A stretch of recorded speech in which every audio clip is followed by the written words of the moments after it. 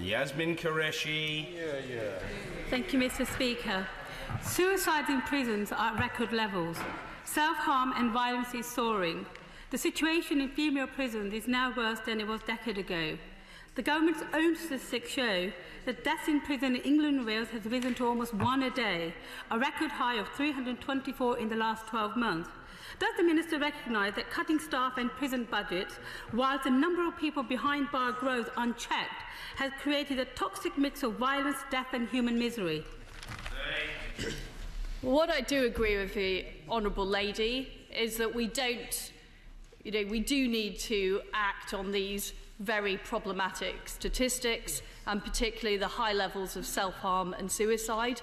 One of the 10 prisons to which we have given additional money to staffing is a women's prison, and we are looking more widely at how we make sure women offenders get the support they need. Many come into prison with mental health issues.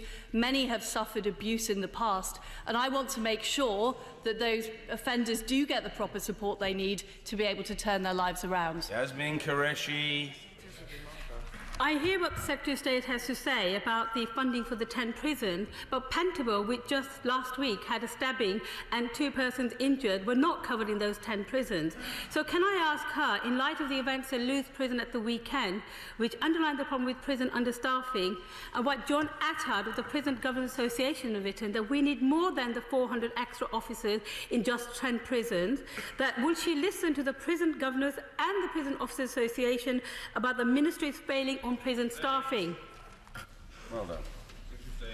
Well, I completely agree with the Honourable Lady that we do have a serious issue with violence and levels of suicide, which I'm absolutely determined to address. It's my #1 priority. And may I express my sincere condolences for the family of Yamal Mahmood, who unfortunately died in Pentonville. We do need to address these issues. That is why I've made an immediate start in 10 of the most challenging prisons, and I'll be outlining more in the white paper. But I think we all need to recognise that this is a serious issue. It has numerous causes, including the rise of psychoactive substances. It is going to take time to turn the situation around. It takes months to train up prison officers, but we have developed and are going to be launching a comprehensive strategy to address that, because I want our prisons to be places of safety, but also places of reform where we address reoffending and we make our society as a whole safer. Extremely grateful to the Secretary of State. Fiona McTaggart.